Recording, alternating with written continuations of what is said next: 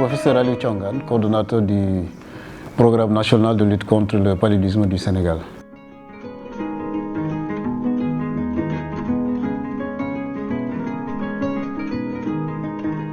Je rappelle qu'en 2024, on avait noté un taux d'incidence de 22,8 cas par 1000 habitants, avec une mortalité d'environ 314 décès.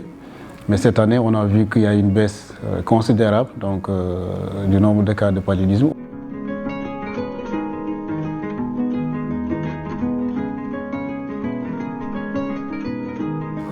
Déjà au mois de juin 2025, on a lancé ce qu'on appelle la campagne de distribution de moustiquaires imprégnés. Et cette année, il y avait eu 8 régions qui étaient éligibles. Et cette campagne avait permis de couvrir au moins 95% de l'ensemble des ménages qui étaient ciblés. En plus de cette activité, il y a ce qu'on appelle la chimioprévention du paludisme saisonnier, qui est donc une stratégie préventive qui concerne les enfants de 3 mois à 120 mois et qui concerne 5 régions et 15 districts. Ça aussi, nous l'avons réalisé avec succès, avec des taux de couverture réels qui avoisinent les 98%. Nous avons également déroulé ce qu'on appelle l'AMM, l'administration de masse de médicaments qui concerne le district de Bakel. Ça aussi, nous l'avons réalisé avec un bon taux de couverture. Il y a également la distribution de routine. Parce que pour les moustiquaires imprégnés, il y a les campagnes, mais également les distributions de routine. Nous avons renforcé, nous avons intensifié la distribution de routine et parallèlement les activités régaliennes du programme, c'est-à-dire la disponibilité des tests rapides diagnostiques qui permet de tester systématiquement toutes les fièvres pour voir si c'est un palu ou pas. Le diagnostic, en plus le traitement de tous les cas de palu selon les directives nationales, mais aussi le TPI qui est le traitement préventif du palu chez les femmes enceintes.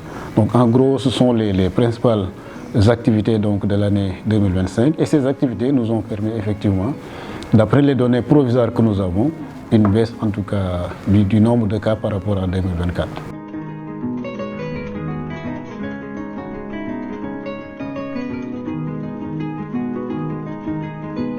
Oui, il y a des défis effectivement, mais c'est principalement le défi lié au financement, les activités du programme.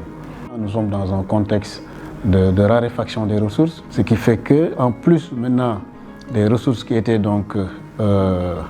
mobilisées par les partenaires financiers, je pense qu'il faut que l'État du Sénégal en tout cas mette en place des mécanismes qui permettent de mobiliser maintenant les ressources domestiques dans le cadre de la souveraineté, mais aussi dans le cadre de la participation domestique pour en tout cas apporter la contribution du financement du paludisme. Alors l'autre défi, c'est l'élimination.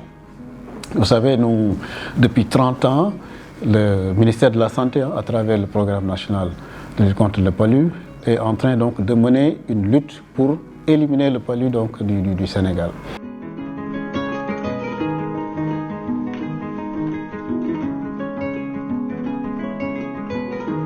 Cette année, c'était la dernière année du dernier plan quinquennal, qui était un plan 2021-2025. Nous venons juste de finir l'évaluation, la revue de ce plan-là, et nous avons entamé l'élaboration d'un nouveau plan stratégique qui est spécifiquement un plan d'élimination.